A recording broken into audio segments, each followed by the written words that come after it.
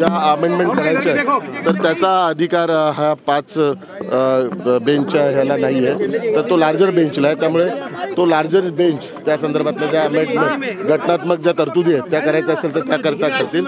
आणि स्पीकरला आता संपूर्ण अधिकार दिलेला आहे की अपात्रतेच्या संदर्भात आणि व्हीप नेमण्याच्या संदर्भात. तर स्पीकर त्यावेळी पॉलिटिकल पार्टीने जे अपॉइंट केलेला व्हीप आहे ते त्यांनी तपासून घ्यायला पाहिजे.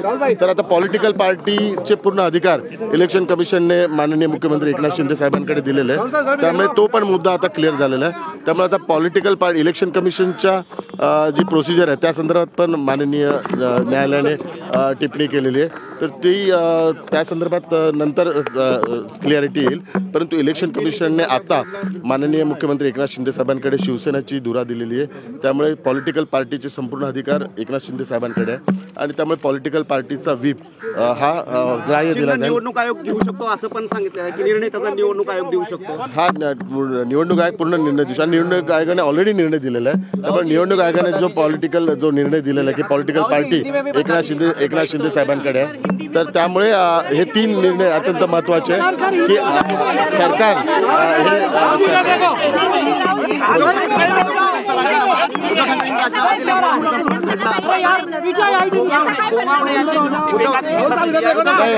गोगावलेंची नियुक्ती बेकायदेशीर ठरली नाही, ती प्रोसिजरच्या संदर्भात त्यांनी उल्लेख केलेला आहे. पॉलिटिकल पार्टीने त्याचा नियुक्ती करायला पाहिजे आणि आता इलेक्शन कमिशनने पॉलिटिकल पार्टीचा अधिकार माननीय एकनाथ शिंदे साहेबांकडे दिल्या कारणामुळे पॉलिटिकल पार्टी आता एकनाथ शिंदे साहेबांच्या आणि एकनाथ शिंदे साहेबांनी नियुक्त केलेला व्हीप भरत शेठ गोगावले आहेत. त्यामुळे तो अधिकृत व्हीप आहे. याचा निर्णय आता स्पीकर घेतील कारण पॉलिटिकल पार्टी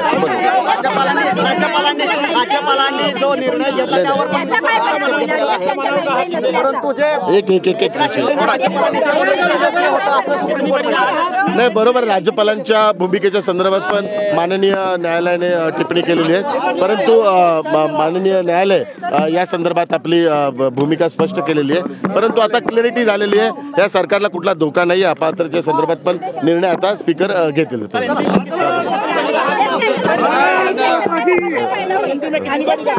आज बड़ी राहत है.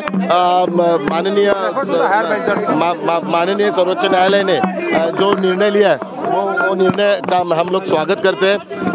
जो नाबाम रेबिया का रेफरेंस दिया था उसमें 179 और 180 में कुछ अमेंडमेंट करने की ज़रूरत है, तो वो लार्जर बेंच के पास उन्होंने रेफर किया क्योंकि कॉन्स्टिट्यूशन में अगर चेंजेस करना है तो लार्जर बेंच के पास वो जाना चाहिए, ऐसा सुप्रीम कोर्ट ने कहा हुआ है. और जो अपात्र के गवर्नर के बारे में भी माननीय सर्वोच्च न्यायालय ने जो टिप्पणी की है उसके बारे में उनकी जो प्रोसीजर है प्रोसीजर फॉलो करने के बारे में.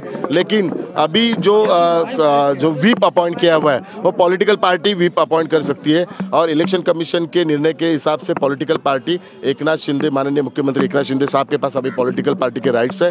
तो पॉलिटिकल पार्टी के हिसाब से जो भरत शेठ गोगावले है जो हमारे व्हीप है वो ऑफिशियली है, उसका निर्णय अभी स्पीकर लेंगे. माननीय न्यायालय ने ये भी कहा कि जो भी अपॉइंटमेंट है वो पॉलिटिकल पार्टी के थ्रू होनी चाहिए. तो अभी इलेक्शन कमीशन का जो डिसीजन है वो बहुत ही इंपॉर्टेंट है कि उन्होंने पॉलिटिकल पार्टी के पूरे राइट्स एकनाथ शिंदे साहब के पास देने की वजह से तो पॉलिटिकल पार्टी की जो अपॉइंटमेंट है वो सब ऑफिशियल है. अभी इसका निर्णय पूरा स्पीकर साहब लेंगे और विद इन उनको एक टाइम लिमिट दिया. सरकार को बहुत बड़ा रिलीफ है. बहुत बड़ा रिलीफ है क्योंकि बहुत महाराष्ट्र के जो पॉलिटिकल जो एटमॉस्फेयर था बहुत ही ख़राब था, जो अनस्टेबल था पूरा. और अभी एक स्टेबल गवर्नमेंट मिलेगी, स्टेबल एटमॉस्फेयर हो जाएगा और पॉलिटिकल सिचुएशन पूरी स्टेबल हो जाएगी.